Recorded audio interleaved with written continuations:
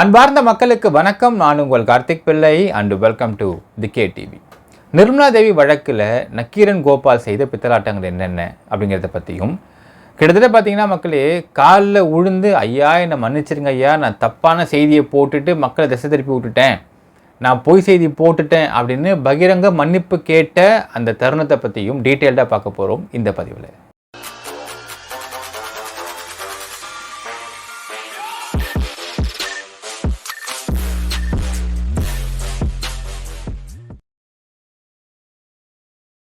நிர்மலா தேவி வழக்கு.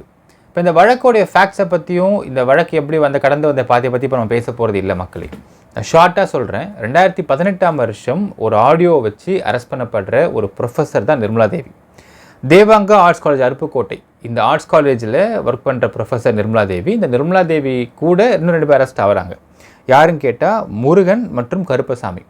Murugan assistant professor, Karuppasamy ஒரு research scholar.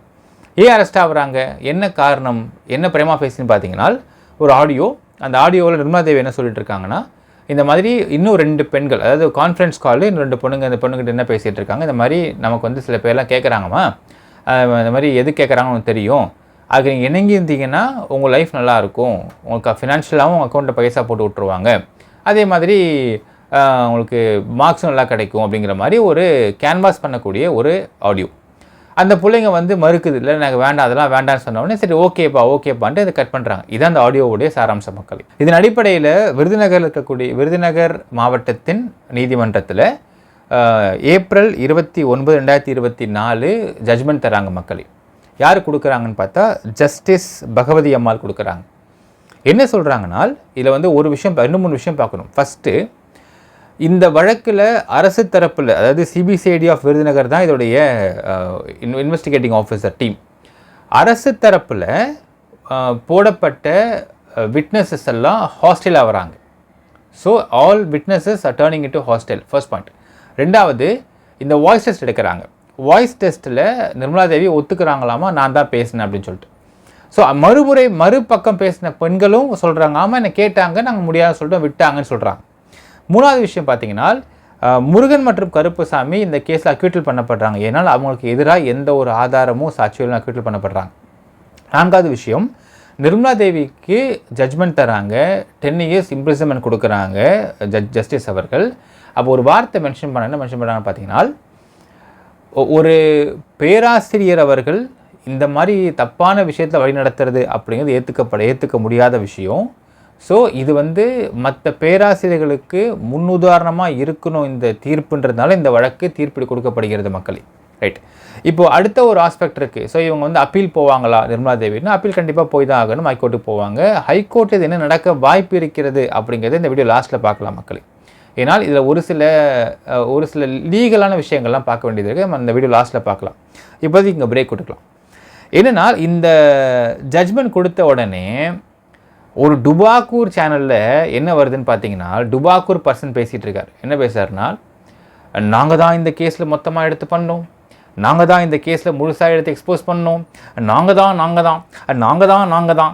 அதில் வேறு பார்த்தீங்கன்னா அந்த ஆடியோ நாங்கள் தான் ரிலீஸ் பண்ணோம்.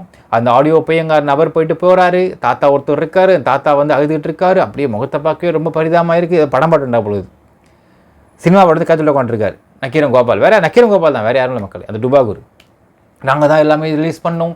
அப்படியே அந்த போட்டது எங்களால் அந்த வாய்ஸை கேட்கவே முடியல. அந்த வாய்ஸை பார்த்து எங்களுக்கு பதற ஆரம்பிச்சிருச்சு. நாங்கள் ரிலீஸ் பண்ணுறோம், அரசாவணமாக எங்களுக்கு சேர்த்துட்டாங்க. அதுக்கப்புறம் பார்த்தீங்கன்னா இந்த கேஸை டீட்டெயிலாக விசாரிக்கவே இல்லை. யார் விசாரிக்கலன்னு கேட்டால் டிஐஜி ராஜேஸ்வரி அவர்கள். அவள் கக்கனுடைய பேத்தி. அவங்க சரியாக விசாரிக்கவே இல்லை. விசாரிச்சிருந்தாங்கன்னா ஆட்டோமேட்டிக்காக இதில் எல்லாருமே கன்விக்ட் ஆகிருப்பாங்க. அடுத்தது முக்கியமாக ஒரு போட்டாக இருப்பாங்க. இதில் இது ஒரு விஷயம் இருக்குது மக்கள். என்னால் இந்த பெண்களை கேட்டது உண்மை, யாருக்காக கேட்கப்பட்டது அப்படிங்கிற ஒரு கேள்வி இருக்குது. ஸோ இந்த யாருக்காக கேட்கப்பட்டது அப்படிங்கிற கேள்விக்கு நம்ம ஒரு ஃப்ளாஷ்பேக் கொடுக்கலாம் மக்கள் நக்கீரன் கோபாலுக்கு. ஏன்னா மறந்துருப்பார், எல்லாம் மறந்துடுவார். இருந்தாலும் நீங்கள் நக்கீரன் கோபால் எதிர்த்து இப்போது சிவில் சூட் ஒன்று நடந்துகிட்ருக்கு.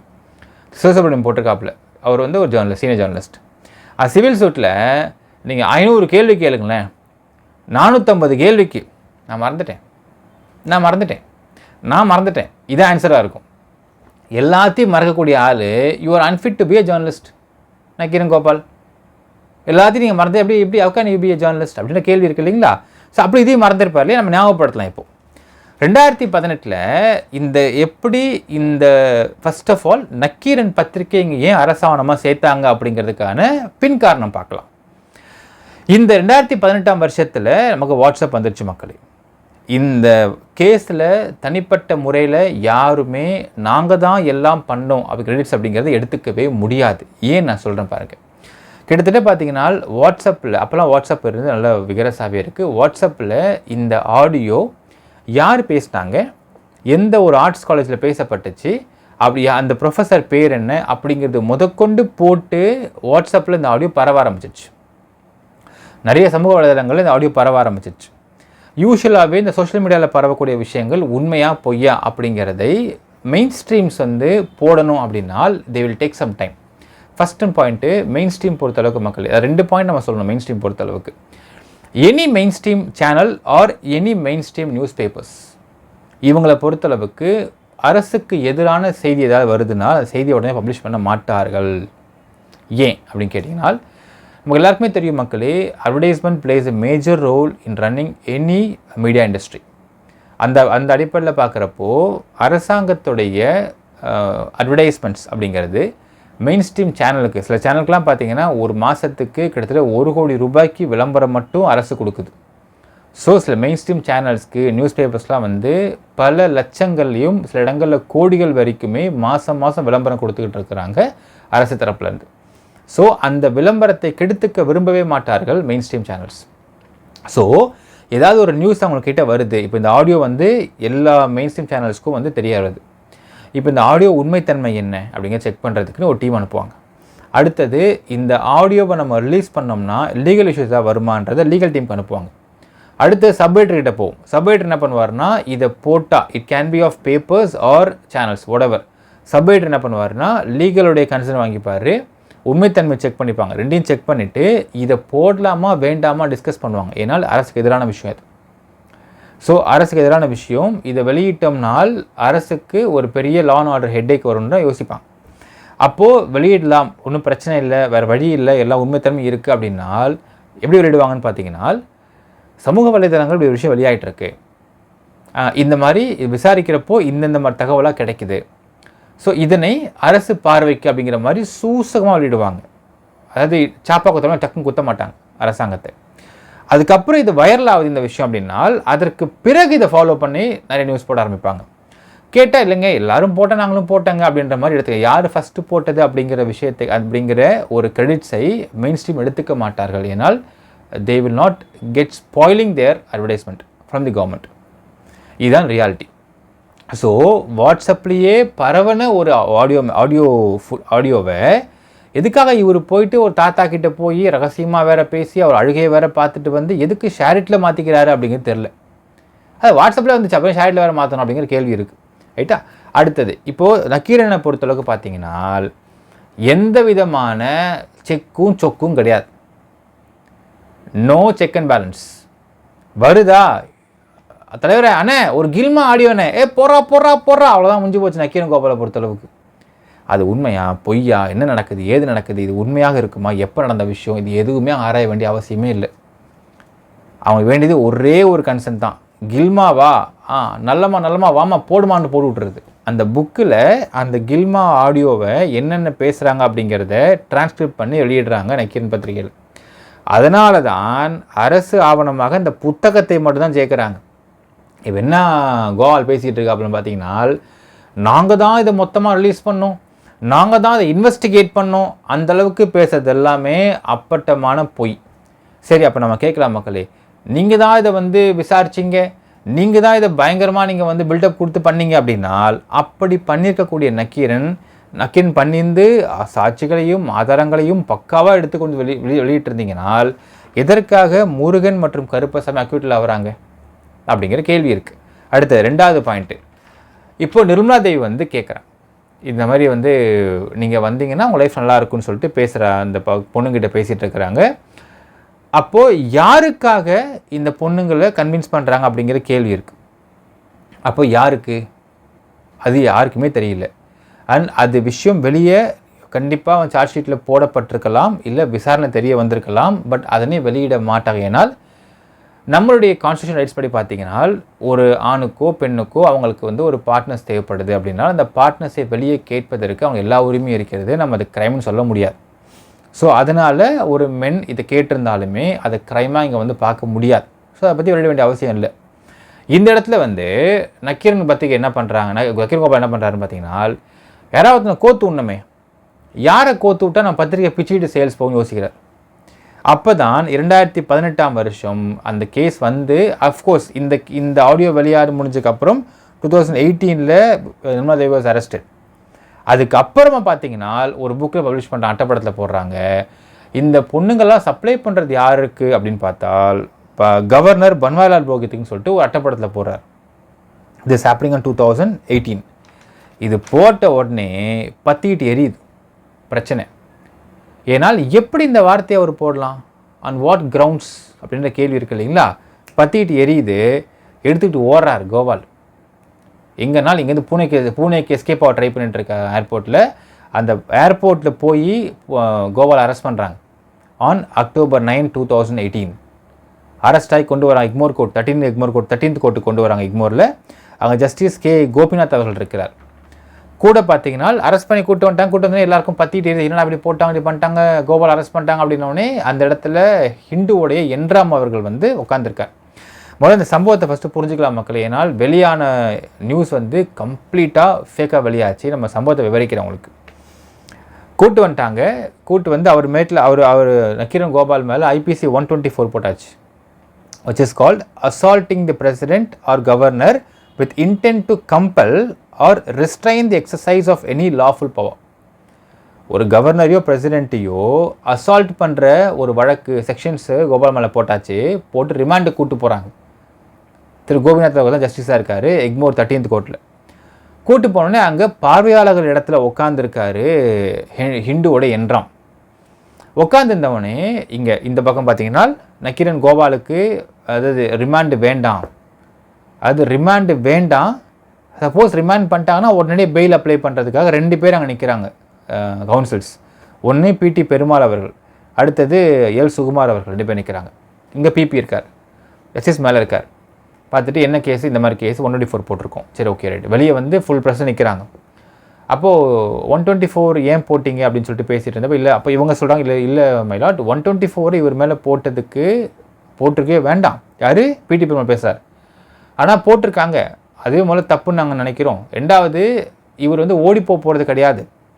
இவர் வந்து ஒரு பத்திரிக்கை வச்சு நடத்திட்டு இருக்காரு.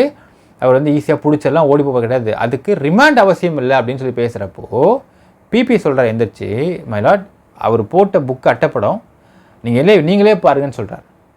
அதை வாங்கி படித்து பார்க்குறாரு திரு கோபிநாத் ஜஸ்டிஸ் அவர்கள். படித்து பார்த்துட்டு he got simply slashed off and says இப்படி தூக்கி போட்டு சொல்கிறாரு, இப்படியா செய்தி போடுவீங்க நீங்களாம்?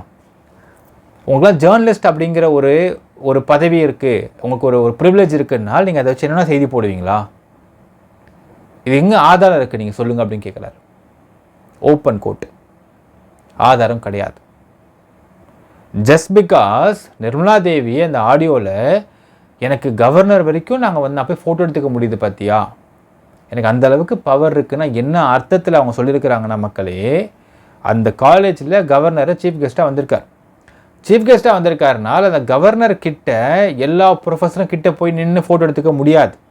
அதுக்குன்னு சில ரெஸ்ட்ரிக்ஷன்ஸ் இருக்கும். அவங்க சுற்றி ஒரு பவுண்டரி ஃப்ரேம் பண்ணிருப்பாங்க. அந்த பவுண்டரிக்குள்ளே பார்த்தீங்கன்னா கவர்னருக்கு என்ன பவுண்டரி அந்த காலேஜில் இருக்குன்னு பார்த்தீங்கன்னா அந்த காலேஜோடைய வைஸ் சேர்மனோ அவங்களாம் இருப்பாங்க. ஸோ அந்த வைஸ் சான்சலரோ சேர்மனோ இல்லை அந்த காலேஜோடைய மேனேஜ்மெண்ட்டோ அவங்கள தாண்டி போய் கவர்னர்கிட்ட பேசி ஃபோட்டோ எடுத்துக்கிற அளவுக்கு எனக்கு இங்கே பவர் இருக்குது அப்படின்னு தான் நிர்மலா தேவி மெயின் பண்ணாங்க. அதுக்காக நிர்மலா தேவி கவர்னருக்கு தான் அந்த பொண்ணை சப்ளை பண்ணுறாங்க அப்படின்னு எங்கேயும் மென்ஷன் பண்ணவும் கிடையாது. அதுக்கான ஆதாரம் இங்கே கிடையவே கிடையாது. ஆனால் கவர்னருக்கு தான் அந்த பொண்ணு நிர்மலா தேவி சப்ளை இருக்கிறாங்க அப்படின்னு சொல்லிட்டு ஒரு நியூஸ் போட்டதை பார்த்துட்டு ஜட்ஜ் கேட்குறாரு, நீங்கள் ஜேர்னலிஸ்ட் அப்படிங்கிற உங்களுக்கு இது வந்து ஒரு ப்ரிவிலேஜ் நீங்கள் எடுத்துக்கிறீங்க, இது ஆக்சுவலாக பொறுப்பு, but you take it as a privilege, அதை எடுத்துகிட்டு நீங்கள் என்னென்ன நியூஸ் போடுவீங்களா அப்படின்னு கேட்குறாரு. அப்போது என்னதுக்கு ஆதாரம் இருக்குது? ஆதாரம் கிடையாது. நக்கீரன் கோபால் கவனிக்கிறார். சாரி மயிலாட் இதான் பேச்சு. அப்போது அங்கே Hindu N Ram is very famous. Hindu N Ram open கோர்ட்டில் வந்து ஜஸ்டிஸ் அவர் கூப்பிட்டு, வாட் மிஸ்டர் என்ராம், நீங்களும் வந்திருக்கீங்க, நீங்களும் இப்படி தான் நியூஸ் போடலாம் கேட்குறாரு. அப்போ என்ராம் ஏன் சொல்கிறாரு, நோ மை லாட், நாங்கள் இப்படிலாம் நியூஸ் போட மாட்டோம், we do a white collar ஜேர்னலிசம்ன்றாரு. வாட் இஸ் தட் அப்படிங்கிறாங்க. அப்போ சொல்கிறாரு, இல்லைங்க, நாங்கள் எங்களுக்கு செய்தி வந்துச்சுன்னால் அந்த செய்தியை ஃபஸ்ட்டு இதை ப்ராசிக்யூஷன் நாங்கள் செக் பண்ணுவோம், அடுத்தது உண்மைத்தன்மை செக் பண்ணுவோம், மூணாவது இதை உடனடியே நாங்கள் பிரசுரம் பண்ண மாட்டோம், இதை போட்டால் லீகல் இஷ்யூ ஏற்படுமா நாங்கள் செக் பண்ணுவோம், அடுத்து சப்எடிட்டர்கிட்ட போவோம், சப்எடிட்டர் இதை வெரிஃபை பண்ணுவார், இந்த விஷயத்தை இப்போ உடனடியாக போட்டு என்ன ஆக்ஷன் எடுக்கும், இதுக்கான கான்சிக்வன்சஸ் நாங்கள் வந்து டிஸ்கஸ் பண்ணுவோம். ஒரு நியூஸை போட்டுட்டோம்னா நியூஸோட என்ன கான்சிக்வன்ஸ் வரும்னு செக் நாங்கள் டிஸ்கஸ் பண்ணுவோம். இதை பண்ணதுக்கு அப்புறம் தான் நாங்கள் போடுவோம். It will take almost 24 to 48 hours நாங்கள் போடுறதுக்கு. அதே இது ப்ராசிக்யூஷன் தரப்பில் வரக்கூடிய நியூஸ் தான் நாங்கள் உடனே போடுவோன்றாங்க. This is called white collar journalism சொல்கிறார். நாங்கள் வந்து இன்வெஸ்டிகேஷன் ரிஸ்க் எடுக்க மாட்டோம். Hindu N Ram says in open court, நாங்கள் இன்வெஸ்டிகேஷன் ரிஸ்க் எடுக்க மாட்டோம், இன்வெஸ்டிகேஷனை நாங்கள் கிட்டே போக மாட்டோம். Hindu doesn't do any investigation on any cases. We just publish what is coming from the prosecution. And இந்த மாதிரி ஒரு விஷயங்கள் வந்ததுனால் நாங்கள் 24-48 hours நாங்கள் வெயிட் பண்ணுவோம். ஏன்னால் இது உண்மையாக இருக்கலாம், பொய்யாக இருக்கலாம், எதுனா நடக்கலாம். ஸோ ப்ராசிக்யூஷன் என்ன எடுக்கிறாங்கன்ற ஸ்டெப்புன்றதை வெயிட் பண்ணி பார்த்துட்டு தென் தான் நாங்கள் பப்ளிஷ் பண்ணுவோம். So this call white collar journalism சொல்கிறார். இதை வந்து கிட்டத்தட்ட 1/4 மணி நேரம் எக்ஸ்பிளைன் பண்ணுறாரு கோர்ட்டில். மக்களை நல்லா புரிஞ்சுக்கணும்.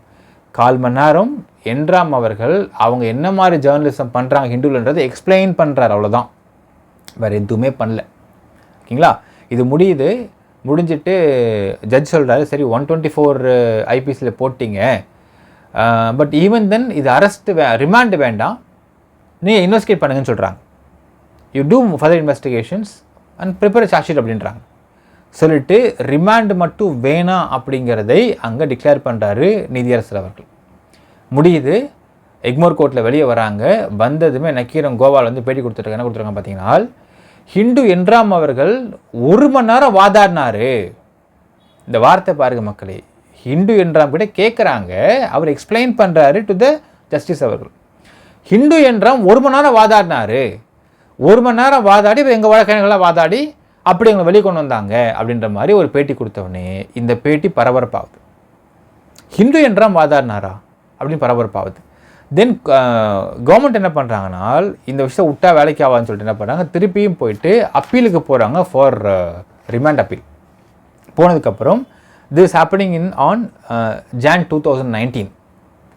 ஸோ ஹைகோர்ட்டுக்கு போகிறாங்க, ஹைகோர்ட்டுக்கு அப்பீலுக்கு போகிறாங்க ஃபார் ரிமாண்ட். அப்போ அந்த சமயத்து அதுக்கு மீன்வைல் பார்த்தீங்கன்னா டிஏஜி கூப்பிட்றாங்க, ராஜேஷ் அவர்கள் கூப்பிட்டு இதை பாருங்கள், நீங்கள் வந்து ஒரு நியூஸ் போட்டிருக்கிறீங்க இவரை பற்றி, கவர்னரை பற்றி.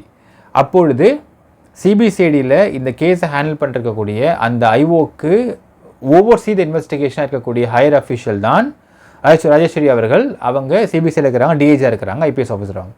ஸோ அவங்க கூப்பிட்டு கேட்குறாங்க நக்கீரன் கோபால், என்ன ஆதாரம் இருக்குது கொடுங்க, ஏன்னா யூ அலீஜ் கவர்னர், ஆதாரத்தை கொடுங்க, நாங்கள் விசாரணை பண்ணுறோங்கிறாங்க. ஆதாரம் இல்லை. இது முடியுது. ஆதாரம் இல்லைன்னொடனே மறுபடியும் என்ன பண்ணுறாங்கன்னா, ஆதாரம் இல்லை, ஒரு புக் நக்கீரன் புக்கில் போட்டிருக்கு இந்த மாதிரி, ஆதாரம் கிடையாது, ஆதாரம் இல்லாமல் அவர் பேசியிருக்காரு. இப்போ திருப்பியும் என்ன ஆகும்னா, மறுபடியும் இப்போ கவர்மெண்ட் மேலே தான் இது வந்து சார்ஜஸ் திரும்பும். பாருங்கள், நக்கீரன் புக்கில் போட்டிருக்கிற அடுத்து அவங்க பேசுவாங்க, நக்கீரன் புக்கில் போட்டிருக்கிறாங்க, அதை வந்து அரசாங்கம் கண்டுக்கவே இல்லை அப்படின்னு திரும்பும் இல்லைங்களா மக்களே. ஸோ அகைன் என்ன பண்ணுறாங்கன்னா, இந்த விஷயத்தை Jan 2019 அன்னைக்கு அப்பீலுக்கு போகிறாங்க டு அரெஸ்ட் நக்கீரன் கோபால். இந்த வழக்கு நீதியரசர் ஆனந்த கணேஷ் பெஞ்சில் வருது. அவர் என்ன பண்ணுறாரு, மொத்தமாக கேட்டுட்டு என்ன சொல்கிறாருன்னா, ஃபஸ்ட்டு ஓகே இதெல்லாம் ஒரு பக்கம் இருக்கட்டும்ங்க, அந்த பிபியை வர சொல்லுங்கள் அப்படிங்கிறார். யாருன்னு கேட்டால் பிபி ஆஃப் எக்மோர் கோர்ட். அவங்க வராங்க, வந்து கேட்குறாரு, திரு என்ராம் அவர்கள் வந்து 1 மணி நேரம் வாதாடினாருன்னு சொல்லிட்டு வெளியே மீடியாவில் வந்திருக்கு இல்லைங்களா, அது உண்மையான்னு கேட்குறாரு. இப்போ அவங்க இல்லை உண்மை இல்லை மயிலாட், இது அவர்கிட்ட கேள்வி கேட்கப்பட்டுச்சு, அவர் பதில் சொல்கிறாருன்னு சொல்கிறாங்க. சரிங்க, இப்போ இந்த விஷயத்தை என்ன கேட்குறாங்கன்னா, என்ராம் அவர்கள் ஒரு அட்வொகேட்டா, அவர் ஏன் 1 hour வாதாட விட்றாங்க அப்படின்னு கேள்வி இருக்கு இல்லையா, என்ன பண்ணாரு கேட்டப்போ உண்மையை சொல்கிறாங்க, இல்லை அதான் வாதாடலாம் இல்லைங்க அப்படின்னு சொன்னோடனே அப்போ கேட்குறாரு நீதியரசர் அவர்கள், அப்படி வாதாடல இல்லை, நியூஸ் தப்பாக பரவுதில்லை வெளியே, ஒரு செய்தி தப்பாக பரவுறப்போ அந்த செய்தி கவர்மெண்ட்டுக்கு அகெயின்ஸ்டாக இருக்கிறப்போ அந்த செய்தியை கரெக்ட் பண்ண வேண்டிய பொறுப்பு யார்கிட்ட இருக்குது, நீங்கள் தானே பிபி, நீங்கள் தானே பண்ணணும், ஏன் இதை பண்ணலன்னு கேள்வி வைக்கிறாரு நீதியரசர் ஆனந்த் வெங்கடேஷ் அவர்கள். அப்போது வேறு வழி இல்லை, அப்படி கம்மிட்டு இருக்காங்க. அப்போ சொல்கிறாரு, இதை ஃபஸ்ட்டு நீங்கள் வெளியே போய் சொல்லுங்கள், என்றாம்லாம் வாதாடலை, என்றாம கேள்வி கேட்டால் கேள்விக்கு பதில் தான் சொல்லிட்டு இருந்தார். He explained about the journalism done in the Hindu, அவ்வளோதான். மற்றபடி என்றாம்லாம் வாதாடல இந்த கேஸுன்றதை நீங்கள் தெளிவுபடுத்துங்கன்னு சொல்கிறார். சொன்னதற்கு பிறகு சரின்னு சொல்கிறாங்க. சொன்னதுக்கு பிறகு இந்த கேஸை 124 போட்டிருக்கிறாங்க தான், பட் 124க்கு அரெஸ்ட் அவசியம் இல்லை, but you prepare charge sheet அப்படிங்கிறாங்க. சரின்ட்டு அங்கே அரெஸ்ட் வேணான்னு சொல்லிட்டு நீதியரசர் வந்து உத்தரவு கொடுத்துறாரு. அரெஸ்ட் வேணாம் முடிவு பண்ணப்பட்டது மக்களே. அதற்கு பிறகு பார்த்தீங்கன்னா 2020 ஜான் நான் வந்து ஒரு இது போடுறேன், நக்கீரன் இதழ் போடுற மக்களே. வருத்தம் நிர்மலா தேவி விவகாரம் தொடர்பாக நக்கீரனில் வெளியிடப்பட்ட செய்திகளின் மூலம் எந்த வகையிலும் ஆளுநரின் புகழுக்கோ பெயருக்கோ களங்கம் ஏற்படுத்தும் உள்நோக்கம் நக்கீரனுக்கு சிறிதளவும் இல்லை. சட்டத்தின் ஆட்சியின் மீதும் ஆளுநர் பதவியின் மீதும் நக்கீரனுக்கு எப்பொழுதும் மிகுந்த மரியாதை உள்ளது. நக்கீரனில் ஆளுநர் குறித்து வெளியான அட்டைப்படம் மற்றும் செய்திகளுக்காக நக்கீரன் வருத்தம் தெரிவித்துக் கொள்கிறது. சமீபத்தில் ஆளுநரை சந்தித்து நக்கீரன் செய்திகள் குறித்து விளக்கம் அளித்து பத்திரிகை சுதந்திரத்தின் நலன் கருதி ஒரு சுமூகமான தீர்வு ஏற்படுத்தும் நல்லெண்ணத்துடன் முயற்சிகள் மேற்கொண்ட மூத்த பத்திரிகையாளர் இந்து என் ராம் அவர்களுக்கு நக்கீரன் மனமார்ந்த நன்றியை தெரிவித்துக் கொள்கிறது. இப்படிக்கு ஆசிரியர் இப்படி நினச்சி நான் சொல்கிறேன் மக்களே. 2019க்கு அப்புறம் வந்து ஆட்சி மாறினதுக்கு அப்புறம் என்ன ஆகுதுனால், இந்த தொடர்ந்து தூது விடுறாங்க கவர்னருக்கு. என்ன சொல்கிறாங்கன்னா, இது மாதிரி உங்கள்கிட்ட மன்னிப்பு கேட்கணும். ஏன்னா இப்போது கவர்னர் எந்த கோர்ட்லேயும் இப்போ என்ன சொல்கிறாங்கனால், இந்த கேஸை குவாஷிங்க்கு கொண்டு வர முடியாது, ஏன்னா போட்டது தப்பு, ஆதாரம் இருக்குது, சார்ஜ் ஷீட் போடுங்கன்னு சொல்கிறாங்க. தி கான் குவாஷ் தி எஃப்ஐஆர். அப்போ இந்த எஃப்ஐஆரை இப்போ இதை சார்ஜ் ஷீட் போட்டுட்டா கண்டிப்பாக தண்டனை கிடைக்கும் நக்கீரன் கோபாலுக்கு. அப்போ என்ன பண்ணுறது? ஒரே ஆப்ஷன், கம்ப்ளைண்ட் கொடுத்தவங்க தான் வாபஸ் வாங்கணும். கம்ப்ளைண்ட் யார் கொடுத்தது? கவர்னர் மாளிகையிலிருந்து கவர்னருடைய டெப்டி செக்ரட்டரியான திரு டி செங்கோட்டையன் கொடுத்துருக்கார் கம்ப்ளைண்ட். அப்போ கவர்னர் சொன்னால் மட்டும்தான் இந்த கம்ப்ளைண்ட் வாபஸ் வாங்கப்படும். என்ன பண்ணுறதுன்னு யோசிக்கிறாங்க. அப்பொழுது திரு ஹிந்து என் ராம் அவர்கள் என்ன பண்ணுறாரு, கவர்னருக்கு வந்து முறையிடுறார்.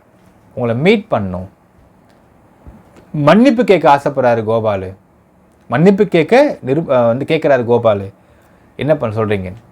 கவர்னர் சொல்லிட்டாரு, அவன் வரக்கூடாது, நல்லா பாருங்க முடியாது, அவன் வரக்கூடாது, வேணா நீங்கள் வாங்க அப்படிங்கிறார். ஹிந்து என் ராம், பிடி பெருமாள் அட்வொகேட்டு, எல் சுகுமா அட்வொகேட்டு 3 பேர் போகிறாங்க. போய் கவர்னரை மீட் பண்ணுறாங்க. மீட் பண்ணி உங்கள்கிட்ட பகிரம் மன்னிப்பு கேட்க ஆசைப்படுறாரு, மன்னிச்சிருங்க, தெரியாமல் போட்டாராம். இப்போ கவர்னர் சமயம் திட்டுறார். என்ன நினச்சிட்ருக்காரு மனசில்? அவர் இஷ்டத்துக்கும் போடுவாரா நியூஸ் இப்படிலான்னு? அவர் அப்படி தாங்க, பரபரப்பு பத்திரிக்கை ஒன்றும் போட்டார், he wants to just ask sorry அப்படின்னதுக்கப்புறம் இப்போ கவர்னர் சொல்கிறாரு, சும்மா சாரி கேட்டால் முடிஞ்சு போச்சாருன்னு. இல்லைங்க, பத்திரிக்கையில் நல்லா பெருசாகவே வருத்தம் தெரிவித்து நியூஸ் போடுறேன்னு சொல்கிறாரு. அப்போது வருத்தம் தெரிவித்து நியூஸ் போட்டதுக்கு பிறகு தான் அந்த கேஸ் வாபஸ் வாங்கப்படும் சொல்லிட்டு இவர் சொல்கிறார். அதனால தான் ஜான் 2020 நக்கீரன் வார இதழில் அந்த வருத்தம் நியூஸ் பதிவாகுது. பதிவானதுக்கு பிறகு இந்த கேஸ் வந்து விட்ரா பண்ணப்படுகிறது. அதற்கு பிறகு மறுபடியும் எக்மோர் கோர்ட் போயிட்டு, ஏன்னா கேஸ் விட்ரா பண்ணால் அது again they have to quash it. So மறுபடியும் எக்மோர் கோர்ட் போயிட்டு அதை குவாஷ் பண்ணுறாங்க எஃப்ஐஆர் மக்கள். இதான் நடந்த சம்பவங்கள். இப்போ சொல்லுங்கள், ஒரு 4 விஷயம் எடுத்துக்கலாம். ஃபஸ்ட்டு, இந்த கேஸை நான் தான் பண்ணேன்னு சொல்லிட்டு பீத்தக்கூடிய நக்கீரன் கோபால் இந்த கேஸை பொறுத்தளவுக்கு, இந்த கேஸ் மட்டும் இல்லை, எந்த கேஸ்னால் எடுத்துக்கலாம். லெட்ஸ் டேக் நித்யானந்த ரஞ்சிதாவுடைய வீடியோ எடுத்துக்கலாம்.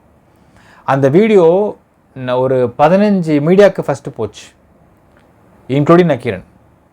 அப்போது 15ல் மற்ற 14 மீடியாவும் பார்த்தீங்கன்னா they have long procedure to go, step by ஸ்டெப்பாக போவாங்க. நம்ம சொன்ன மாதிரி தான், ஃபஸ்ட்டு லீகல் செக் பண்ணுவாங்க, உண்மைத்தன்மை செக் பண்ணுவாங்க, மாஃபிங்கான் செக் பண்ணுவாங்க, சப்எடிட்டர் செக் பண்ணுவாங்க, போலீஸ்கிட்ட கேட்பாங்க. எல்லாம் முடிஞ்சதுக்கப்புறம் it will go and publish ஆகும். அது எந்த விதமான ப்ராசஸுமே ப்ரொசீஜரல் வேவுமே நக்கீரன் கோபாலுக்கு கிடையாது. வந்தவொடனே கில்மாவா அடித்து தள்ளுறா அப்படின்றது. அதனால தான் நித்யானந்தா மேட்டர்லையும் ஃபஸ்ட்டு நக்கீரன் பத்திரிகை வெளியிட்டுச்சுன்னு சொல்கிற பெருமையை எடுத்துக்க ட்ரை பண்ணுறது ஒன்று. ஸோ இது என்னென்னு பார்த்தீங்கன்னா மக்களே, இந்த நிர்மலாதேவி வழக்கை பொறுத்தளவுக்கு அந்த நியூஸ் அப்படிங்கிறது சமூக வலைதளத்துலேயும் யூடியூப்ஸ்லேயும் ஃபேஸ்புக் பேஜஸ்லேயும் வாட்ஸ்அப் குரூப்லேயும் கிட்டத்தட்ட ஒரு 10,000 பேர் மேலே பரவிப்பாங்க. 10,000 பேர் போட்டிருப்பாங்க இந்த நியூஸை. ஆனால் இது மொத்தமாக நான் மட்டும்தான் பண்ணேன் அப்படின்னு கிரெடிட்ஸ் எடுத்துக்கிறதுக்கு யாருக்குமே இங்கே உரிமை கிடையாது, இன்க்ளூடிங் நக்கீரன் கோபால். இவன் புரிஞ்சிச்சு. 2வது விஷயம், இந்த கேஸில் டிஏஜி ராஜேஸ்வரி அவர்கள் வந்து சரியாக விசாரிக்கலன்ற ஒரு குற்றச்சாட்டு வைக்கிறார். சரியாக விசாரிக்கல நீங்கள் நினைக்கிறீங்கன்னா உங்கள்கிட்ட இல்லாத வக்கீல் கிடையாது, உங்களுக்கு தெரியாத கோர்ட் கிடையாது. நீங்கள் போய்ட்டு பெட்டிஷன் போடுங்க. இந்த மாதிரி சரியாக விசாரணை பெட்டிஷன் போடுங்க. எப்போ போட்டிருக்கணும்? சார்ஜ்ஷீட் போட்டாங்க, போட்டால் நீங்கள் போட்டிருக்கலாம் இல்லையா? ஏன் போடலை அப்படிங்கிற கேள்வி இருக்கிறது. இப்போவுமே இந்த ஐஓ சரியாக விசாரிக்காததுனால தான் அவங்க அக்யூட்டில் ஆகிட்டாங்க அப்படிங்கிற வார்த்தையெல்லாம் முன்வைக்கிறப்போ நீங்கள் போய் அப்பீல் போங்க. நீங்கள் பெட்டிஷன் போடு. நீங்கள் தான் அந்த கேஸை வந்து நீங்கள் வெளியே எடுத்தோன்னு சொல்கிறீங்க இல்லைங்களா? நீங்கள் பெட்டிஷன் போடுங்க. போட்டு வேறு விசாரணை அதிகாரி கேளுங்க, ஏன் இதை பண்ணலை அப்படிங்கிற கேள்வி. 2வது கேள்வி. 3வது கேள்வி நான் ஃபஸ்ட் சொன்ன பாருங்கள் ஒரு விஷயம். அதாவது இந்த லெட்ஸ் டேக் ஃபார் எக்ஸாம்பிள் வேறு ப்ரொஃபஷன் எடுத்துக்கலாம். Let's take cinema profession. இப்போ சினிமா ப்ரொஃபஷனில் இந்த மாதிரி நீ வந்து லெட்ஸ் டேக் நிர்மலாதேவி மாதிரி ஒரு நபர் இருக்காருன்னு வச்சுக்கோங்க. இந்த மாதிரி கேட்குறாங்கப்பா, கேட்டு இந்த மாதிரி உன்னை கூப்பிட்றாங்க, நீ வந்தால் ஓகே வாய்ப்பு தரேன்னு சொல்கிறாங்க அப்படின்ற விஷயத்தை நீங்கள் கேஸாக கொண்டு வந்தால் கூட அந்த இடத்துல வந்து பெருசாக அந்த கேஸை பிரசுரம். ஏன்னா இந்த இடத்துல 2 விஷயம் இருக்குது. ஒன்று, கேட்டாங்களா? ஆமாம் கேட்டது உண்மை, நிர்மலாதேவி ஒத்துக்குது. அந்த பொண்ணுக்கிட்ட கேட்குறப்ப ஆமாங்க கேட்டாங்க, நாங்கள் முடியாதுன்னு சொல்லிட்டோம், விட்டாங்க, ஒன்றும் சொல்லவே இல்லைன்னு சொல்கிறது. So there is no compulsion, there is no intentionally போயிட்டு நீ பண்ணாதான் ஆச்சுன்னு சொல்லலை, மார்க் கை வைக்கலாம் இல்லை, கேட்டாங்க நாங்கள் முடியாதுன்னு சொல்லிட்டோம், விட்டாங்கன்னு தான் இங்கே கேள்வி, இங்கே விஷயம். இப்போ இந்த விஷயத்தை ஒரு ஆடியோவை வந்து ஒரு சினிமாத்தில் உள்ள ஒரு நபர்கள் மூலம் சப்போஸ் பப்ளிஷ் வச்சுக்க மக்களே, இந்த கேஸ் பெருசாக பேசப்படாது. ஏனால் ஆமாங்க கேட்டது யார்? அடல்ட்டு. அங்கே பேசின பொண்ணுங்க அதுவும் அடல்ட்டு தான்.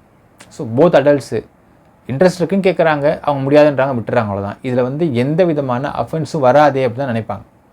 இதில் ஏன் கொடுக்கப்பட்டிருக்கு ஜட்மெண்ட் பார்த்தீங்கன்னா, ஒரு டீச்சர்ஸ் அப்படிங்கிறது முன்மாதிரியாக செயல்பட வேண்டும். டீச்சர் ப்ரொஃபஷன்றதால மட்டும் எத்திக்கலாக இது மிகப்பெரிய தப்பு அப்படின்னு தான் இந்த வழக்கில் தீர்ப்பு கொடுக்கப்பட்டிருக்கு. ஸோ இந்த வழக்கு ஹைகோர்ட் சுப்ரீம் கோர்ட் போச்சுனால் மேபி நமக்கு தெரியல, அங்கேயும் இது வந்து சட்ட ரீதியாக பார்க்குறப்போ அடல்ட்டு. இன்ஃபேக்ட் மக்களே, அங்கே மறுமுனையில் பேசின எந்த பெண்களுமே புகார் கொடுக்கல. புகார் கொடுத்தது கம்ப்ளீட்டாக வேறு ஒரு நபர் அப்படிங்கிறாங்க. மறுமுனையில் பேசின அந்த பெண்கள் புகார் கொடுத்தது தான் அந்த கேஸ் வெயிட்டேஜ் பயங்கரமாக வந்திருக்குன்ற ஒரு தகவலும் சொல்கிறாங்க. இப்போது இந்த புகாரோ இந்த இப்போ சில விஷயம்லாம் பார்த்தீங்கன்னா சில எஃப்ஐஆர், முக்கியமாக இந்த மாதிரியான கேஸ் எஃப்ஐஆரோ இந்த மாதிரி கேஸ் ஜட்ஜ்மெண்ட் காப்பியோ வெளியே வராது. ஏனால் புகார்தாரர் யார் அப்படிங்கிறதே ரொம்ப சைடாக வச்சுருப்பாங்க. ஸோ மேஜராக நிர்மலாதேவிக்கு ஒரு காப்பி இருக்கும், பிபி சைடில் காப்பி இருக்கும், அவ்வளோதான். ஸோ பப்ளிக் டொமைனாக போய்ட்டு காப்பி கேட்டாலும் கொடுக்க மாட்டாங்கன்னு தான் ஒரு தகவலும் சொல்கிறாங்க. ஸோ இந்த வழக்கை பொறுத்தளவுக்கு ஒரு மைனர் பொண்ணை கேட்கல நிர்மலாதேவி, மேஜர் பொண்ணை கேட்டிருக்கிறதுனால இந்த வழக்கு அப்படிங்கிறது மேபி ஹைகோர்ட்டுக்கு போனால் இல்லை அதுக்கு மேல் கோர்ட்டுக்கு போனால் அக்யூட்டல் ஆகிறதுக்கும் வாய்ப்பு இருக்கிறதா நம்ம பேசக்கூடிய அட்வொகேட் சொல்லக்கூடிய வார்த்தைகளாக இருக்கிறது. அக்யூட்டல் ஆயிடலாங்க மேபி. ஏன்னால் இந்த ஒரு ஜட்ஜ்மெண்ட் அப்படிங்கிறது எத்திக்கல் ஜட்ஜ்மெண்ட். இது டீச்சர் தொழில் என்பதனால் இது எல்லாருக்கும் முன்மாதிரியாக டீச்சர்ஸ் இருக்கணும் அப்படிங்கிற காரணத்தால் அவங்க இந்த தப்பை பண்ணதுனால தான் இந்த ஜட்ஜ்மெண்ட் கொடுக்கப்பட்டிருக்கு அப்படின்னு ஒரு தகவல் சொல்கிறாங்க.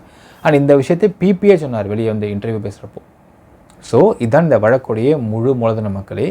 இந்த வழக்கில் நக்கீரன் கோபாலை பொறுத்தளவுக்கு எந்த ஒரு கிரெடிட்ஸும் எடுத்துக்கவே முடியாது. அண்ட் சரிங்க அப்போ நம்ம இதிலே எடுத்துக்கலாம், நக்கீரன் கோபால் சொன்னது மொத்தமும் உண்மைன்னு நீங்கள் சொல்கிறீங்கன்னா அந்த வார்த்தை எடுத்து பார்க்கலாமா? அட்டப்படத்தை போட்ட வார்த்தை பன்வாரிலால் புரோஹித்துக்குத்தான் பெண்கள் சப்ளை பண்ணப்பட்டதுன்னு வார்த்தை போட்டார் இல்லையா? அது ஏன் பொய்யாச்சு? பொய்யாச்சுன்றதை தாண்டி அதுக்கு கேஸ் ஃபேஸ் பண்ணி போய் காலை டபான் சாஷ்டாங்கமாக உழுந்து மன்னிப்பு கேட்டு வருத்தம்லாம் தெரிவித்து போட்டுட்டு இப்போ வந்து நான் தான் கொண்டு வந்தேன் பீத்திக்கிறது என்ன நியாயம் இருக்க முடியும்? இப்போ தெரியுதா? இப்போ புரியுதா மக்களே?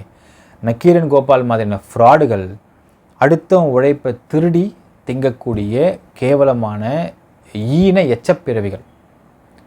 வீரப்புனைவை பார்த்தது சிவசுப்ரமணியம் அவர்கள். அந்த இடத்துல நான் தான் எல்லாம் பண்ணேன், நான் தான் பார்த்தேன்னு சொல்லிட்டு பீத்திக்கிறது. அதே மாதிரி இந்த கேஸு எந்த கேஸ்னால் எடுத்துக்கோங்க, நான் தான் எல்லாம் பண்ணேன், நான் தான் பீத்திக்கிறது. ஆனால் அதை நோண்டி உள்ளே நொங்கெடுத்து பார்த்தீங்கன்னா தெரியும், நக்கீரன் கோபாலை இந்த கேஸில் ஒரு அம்மஞ்சலி பிரயோஜனம் இருக்காது. ஒரு வழக்கை தப்பாக கொண்டு போகிறதுக்கும் தப்பாக திசை திருப்புறதுக்கும் தான் நக்கீரன் கோபால் லாய்க்கே தவிர, அந்த வழக்கில் நீட்டாக க்ளீனாக நேர்மையாக விசாரித்து ஒரு பதிவை போட்டு அதன் மூலிமா எவிடன்சஸ் கேப்சர் பண்ணி அந்த எவிடன்சஸை வந்து ப்ராசிக்யூஷன் சைடில் வந்து ஒரு டாக்குமெண்ட் ப்ரொடியூஸ் பண்ணிருக்கிறாங்க அப்படிங்கிற மாதிரியான ஒரு ஹிஸ்ட்ரி பண்ணாங்கட்டியும் இருக்காது. பொள்ளாச்சி கேஸு, பொள்ளாச்சி வழக்கு சார்ஜ் ஷீட் வந்து முக்கியமாக ஊடகம் எல்லாருக்குமே தெரிஞ்சு எல்லாருக்குமேட்டையும் இருக்கும். ஆனால் அதை வெளியிட மாட்டாங்க. ஏன்னா எத்திக்கலாக அது ராங்னு அவங்களுக்கு தெரியும். அதை போயிட்டு அங்கே இருக்கக்கூடிய ஒன் ஆஃப் த விட்னஸ் யார் அப்படிங்கிறத பேரை கொண்டு வந்து வெளியே போட்டு அதை வந்து சிபிஐ வந்து ஹைகோர்ட்டில் வந்து போட்டு, சார் நாங்கள் கஷ்டப்பட்டு ஒரு 12 விட்னஸ் நாங்கள் வந்து இதுக்கு விசாரித்து அவங்க வர மாட்டாங்கன்னு சொல்கிறவங்கள அவங்க எல்லா சேஃப்டி நாங்கள் கொடுக்குறோன்னு சொல்லி சேஃப்டி கொடுக்குறோன்னு அஷ்யூர் பண்ணி கொண்டு வந்தால் அந்த விட்னஸை ஒரு தூக்கி பேரோட வெளியிடுறாருன்னு சொல்லி ஹைகோர்ட்டில் இதே மாதிரி போய் சாஷமாக கால் வந்து மன்னிப்பு கேட்டது தான் நக்கீரன் கோபால். நக்கீரன் கோபாலால், அதாவது வெளியே பீத்திக்கக்கூடிய நான் வந்து பெரிய இன்வெஸ்டிகேட்டிவ் ஜேர்னலிஸ்ட்னு பீத்திக்கிற எந்த கருமாந்திரம் பிடிச்ச ஒரு டைட்டிலுக்குமே நக்கீரன் கோபாலுக்கு ஹி நெவர் டிசர்வ்ஸ் இட். மஞ்சள் பத்திரிகை, கில்மா ஆல், இதெல்லாம் டிசர்வ்ஸ் இட். எந்த ஒரு கேஸாக இருந்தால் அந்த கேஸில் உள்ளே போய் ஏதாவது தேவையில்லாத கிண்டி தேவையில்லாத தப்பான தகவலை கொடுத்து தப்பாக இன்ஃபர்மேஷனை கொடுத்து தப்பாக செய்தியை பரப்பி விட்டு அதன் மூலிமா கேஸு வாங்கிட்டு, ஆனால் வெளியே வந்து பார்த்தீங்கன்னா எப்படின்னா அந்த வடிவேல் மாதிரி தான் மக்களே அப்படி வந்து ஆட்டுவான் பாருங்கள். அது மாதிரி தான், ஏய் கத்தாத சாஃப்டாக போ அடிவாங்க அப்படின்னு அந்த நக்கீரன் கோபால். டீசெண்டா போ, கத்தாத அண்ணன் கத்தனா ஓடாத, டீசெண்டா போ காட்டி குத்துறாத, ஓடாத டீசெண்டா போ காட்டி குத்துறாத, இதெல்லாம் நம்மளுக்கு பழக்கப்பட்டதா. ஓடாத சொன்னா உள்ளுக்குள்ள ஊம குத்துனாலும் வெளியே திரும்ப கெத்தா நின்றுக்கிட்டு அந்த மீசையை முறுகிட்டு இருக்கிறதா நக்கீரன் கோபால். சிம்பிளாக தான் மக்கள். ஹோட்டல் அந்த ஒரு காமெடி வரும் பாருங்க, ஒரு ஹோட்டல் ரூம்குள்ளே வந்து உள்ளே பூந்து வடிவேலு போண்டா மண்ணா அடிச்சு குத்துவாங்க. நக்கீரன் கோபால் அதே மாதிரி தான். உள்ளே போய் அந்த அதில் ஹோட்டல் ரூம் காட்டுவாங்க, இங்கே கோர்ட் ரூம் காட்டலாம், இல்லை போலீஸ் ஸ்டேஷன் காட்டலாம். ஸோ போலீஸ் ஸ்டேஷன்லையோ கோர்ட்லேயோ உள்ளே போய் ஊம குத்தா வாங்கிட்டு வெளியே என்னமோ கெத்தா வெளியே அப்படியே அப்படின்னு வரதான் நக்கீரன் கோபால். மற்றபடி நக்கீரன் கோபாலால் இந்த கேஸுக்கோ இந்த சமுதாயத்துக்கோ இல்லை தமிழ்நாட்டுக்கோ இல்லை ஜுடிஷியல் சிஸ்டத்துக்கோ அம்மஞ்சலி பிரயோஜனம் கிடையாது மக்களே. டோட்லி வேஸ்ட் பீஸ் அப்படின்னு சொல்லலாம் மக்களே. என்ன நினைக்கிறீங்க அப்படிங்கிறது கமெண்ட்டில் மென்ஷன் பண்ணுங்கள். நன்றி, வணக்கம்.